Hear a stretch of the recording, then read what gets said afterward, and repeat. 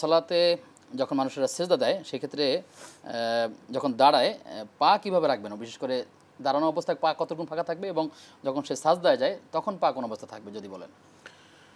জি, সেজদায় যখন যায় তখন পা দুটো পিছনে এভাবে, অর্থাৎ এই তো এভাবে পা থাকে, তো এভাবে পা দিয়ে এভাবে খাড়া করে রাখবে।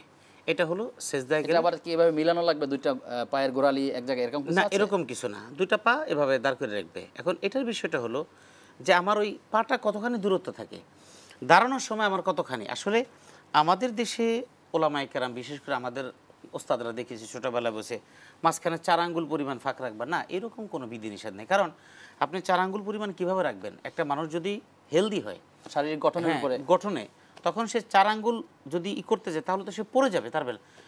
অর্থাৎ নামাজে দাঁড়ানোর ক্ষেত্রে আপনার দাঁড়াবেন এমনভাবে যেভাবে দাঁড়ালে আপনার অন্ততপক্ষে আপনার শারীরিক ব্যালেন্সটা ঠিক থাকে এবং দুটো পাও সমান্তরালভাবে কিবলামুখী হয়ে আপনার থাকবে,